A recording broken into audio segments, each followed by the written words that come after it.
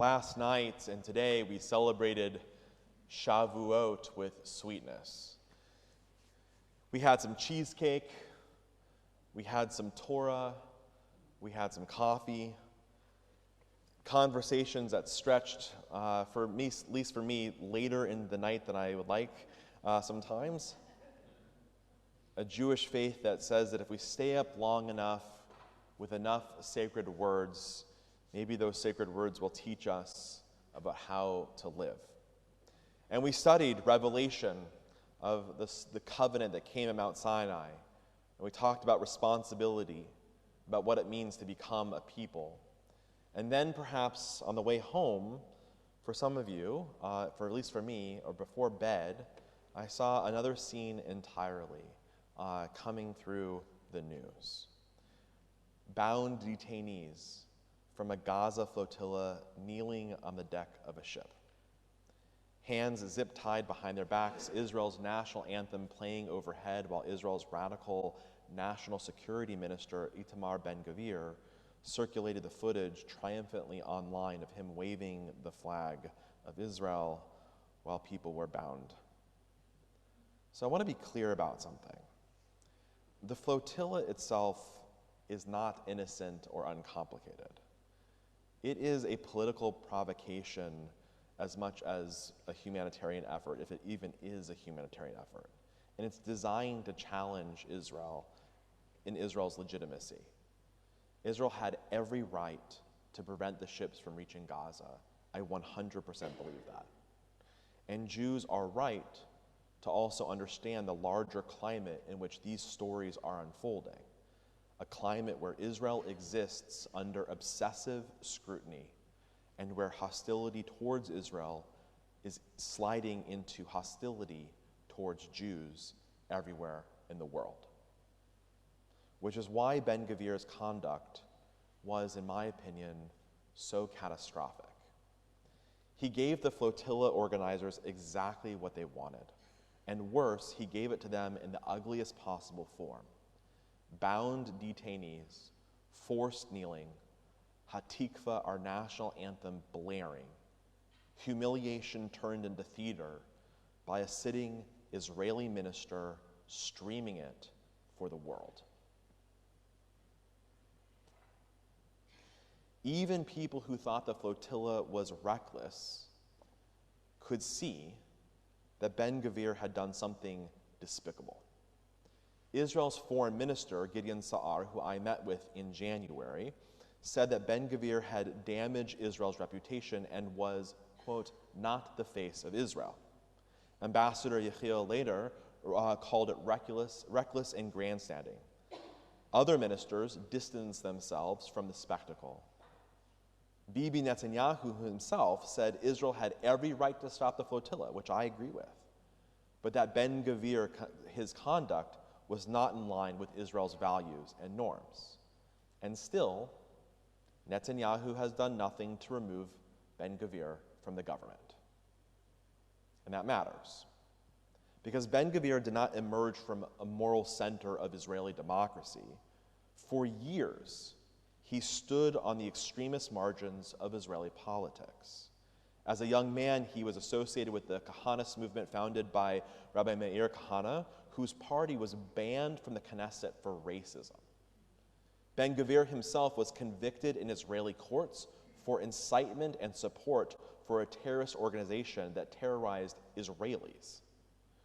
For years, even the Israeli military refused to draft him because he was considered too extreme.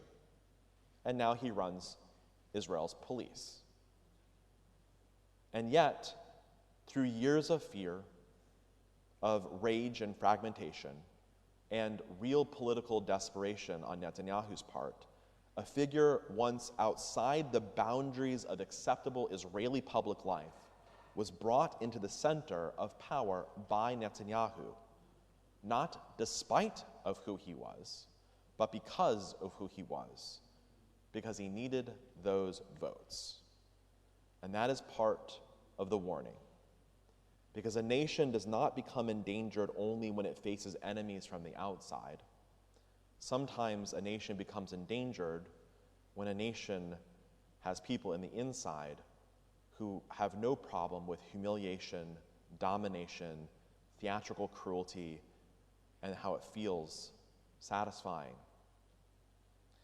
After watching Ben-Gvir turn restraint into spectacle and humiliation into performance, I found myself thinking about the holiday of Shavuot and the Torah that we had just celebrated and received at Temple. But strangely, I was not thinking about the laws. I mean, there are plenty of laws in the Torah that I could have talked about. Torah commands us again and again to not wrong the stranger, not to oppress the stranger, to remember that we were strangers in the land of Egypt. But what came to mind first was the Torah session that we had yesterday evening as we studied the Book of Ruth. Because it's somewhat strange. Ruth is a strange book to study on a holiday celebrating the covenant and receiving the covenant of our people in the Torah. Because Ruth contains no laws at all, like almost no laws at all, really. It has no dramatic revelation scene, no thunder at Mount Sinai, no long list of commandments. Instead, the Book of Ruth asks what covenant looks like before it becomes a legal system. It asks how human beings walk with one another through grief, through vulnerability, through fear and difference. It asks whether holiness begins not only in what we are commanded to do, but how we see, how we protect, how we make room for another person. And Ruth begins with brokenness. A famine drives a Jewish family from Bethlehem to Moab, a neighboring people bound up in Torah with distrust and painful memory, and then the family collapses. Naomi's husband dies, her sons die, and Naomi is left standing in the wreckage of the life that she thought that she would have. And she does something profoundly human. She tries to release the people she loves before they suffer alongside her. Go home, she tells her daughters-in-law. Save yourself, build another life. One of them, Orpah, weeps and leaves. But Ruth stays. Where you go, I will go. We often hear Ruth's words as theology, but before they are theology, they are accompaniment. Before covenant becomes law, covenant becomes relationship. And Ruth binds herself to Naomi before she has security, before she has belonging, before she has any reason to believe that the story will end well at all. There is no Mount Sinai in the story of Ruth. Just one vulnerable person refusing to let another vulnerable person walk alone.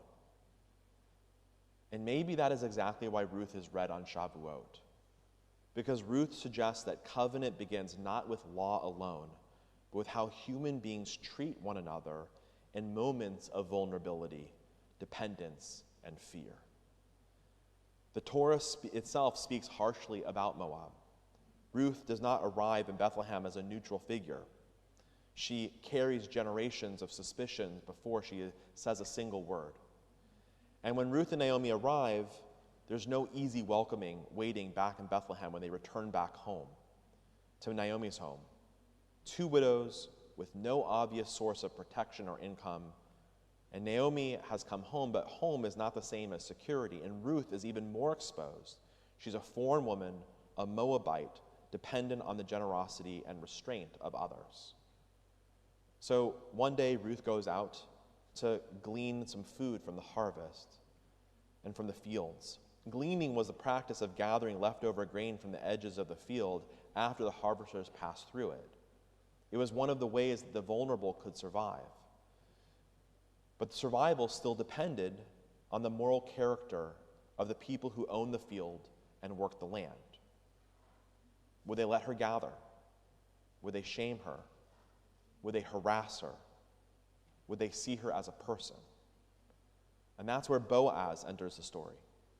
Boaz, our Torah teaches us, could have ignored her. He could have seen only her character as an outsider, as a Moabite, as a threat, someone else's problem. But he sees instead a human being. And he does something even more radical.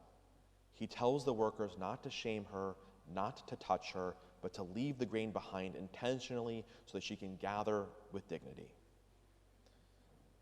Rabbi Hanan Schlesinger, who's an Orthodox rabbi, who's a West Bank settler, who's a friend of mine, and a Zionist, has spent years building relationship with Palestinians through an organization called Roots. And he writes that Boaz was able to see an individual human being created in God's image where others only saw undifferentiated masses of enemies. That line catches me every time I read it, especially after this week. Because fear does something to human beings if we do not interrupt it.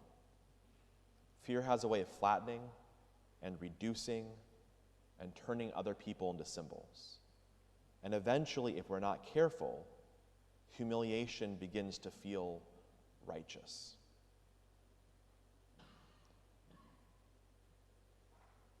The flotilla activists were not Ruth. Let's be clear. They're political actors participating in a provocative act, one that often seemed designed for cameras and condemnation than for actually helping Palestinians. But once human beings are restrained and under your control, I think another moral question begins.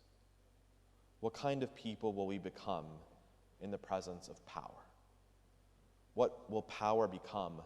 Restraint, or will it become spectacle? Will it protect dignity, or will it feed on humiliation? And it's a real question about what Jewish power should be. Should it aspire merely to strength, or should it aspire to Torah?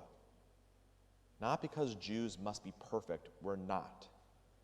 But because Israel is forbidden to, not because Israel is forbidden to defend itself, or that Israel is a perfect country. It's not. No country is perfect. And it's not because anti-Semitism is imaginary. It's real and very much alive.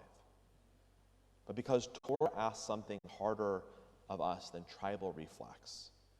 It asks us whether revelation has entered us deeply enough to shape how we treat one another, how we treat other human beings, especially when we have the power to degrade them. As we celebrated the giving of the Torah with the holiday of Shavuot, Ruth reminds us what kind of Torah God wants from us. Torah tested on the road when Ruth walks with Naomi. Torah tested in the field when Boaz sees Ruth not as a category but as a person. Torah tested whenever fear gives us permission to turn someone else into a symbol. The covenant begins there, in the refusal to enjoy humiliation, in the discipline of using power without letting power deform us, in the sacred insistence that no one's vulnerability should become our entertainment. And that is not weakness. That is the Torah that God gave us. That is the Torah that God wants us to share with the world too. Shabbat Shalom.